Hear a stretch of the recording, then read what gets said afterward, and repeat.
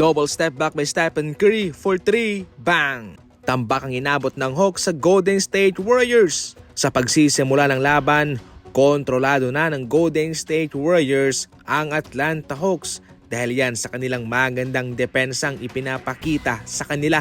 Maliban dyan ay hindi lang kay Stephen Curry nanggagaling yung scoring, kumbaga kalat yung kanilang score. Si Andrew Wiggins ang leading scorer para sa Golden State Warriors with 27 points, Steph 23, Waters 10, si Jackson Davis 14. Shinut down ng Golden State Warriors si Trae Young na tumala lamang ng 12 puntos sa labang iyon. Hinigpitan ng Golden State Warriors ang kanilang depensa sa ilalim, hindi masyadong nakapuntos ang Atlanta Hawks doon.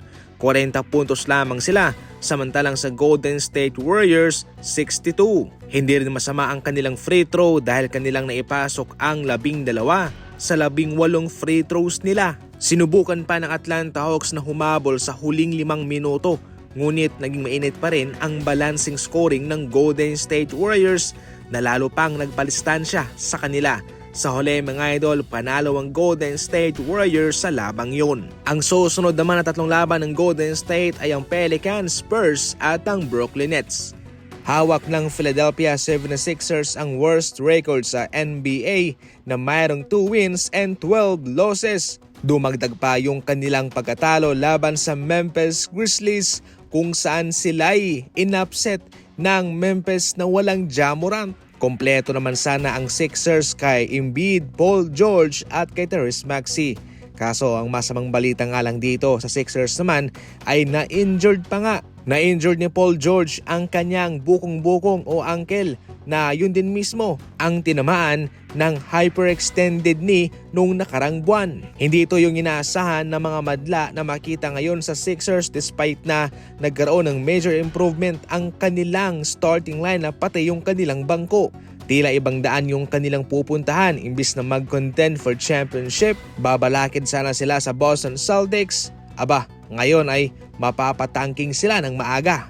Aba, pinatunayan muli ni Thanasis na effective ang kanyang presensya sa mga laban ng Milwaukee Bucks. Sa pangalawang pagkakataon ay nanood itong si Thanasis sa laban ng Bucks at Chicago Bulls. Sa puntong ito mga idol, tumala na si Giannis ng 41 points, 9 rebounds and 8 assists.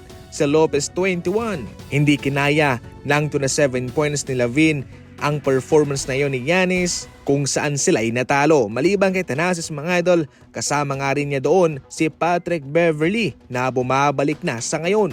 Wala pa namang balitang lumalabas o mga rumors patungkol sa pinapalalo ng Milwaukee Bucks kay Thanasis.